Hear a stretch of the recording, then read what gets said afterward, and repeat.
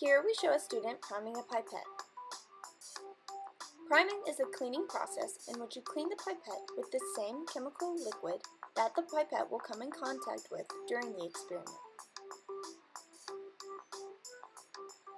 Here you can see that first you draw the liquid using the bulb and then drain it. Repeat this 3 times in order to properly prime your pipette. Here we have a drawing of a pipette, which is a glass tube used to measure volumes of various liquids.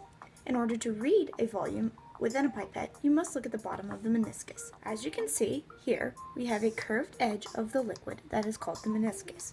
The reason that water does not lie flat in a pipette has to do with the polarity of water and the glass molecules themselves, which cause the water molecules or liquid molecules to attract to the edges, thus making this bubble shape, which we call the meniscus. So, in order to read the pipette, you look at the bottom of the meniscus. Hold the pipette eye level, take it across to the calibration mark that it's closest to, and there you record your answer.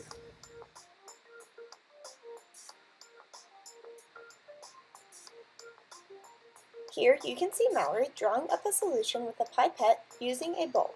Then she places her finger over the end of the pipette to stop the flow, and she reads the initial volume, which she determines to be 4.80 milliliters.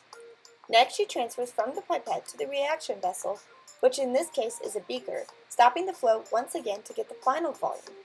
She records her answer as 3.05 milliliters.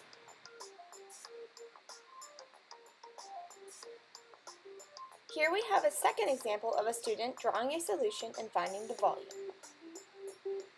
Here, Saif will go through the same steps as Mallory did.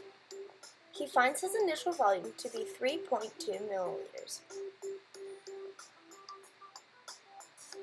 He then empties some of the solution into the reaction vessel, finding his final volume to be 1.19 milliliters. We have a third student who will do the same steps that the other two did before her.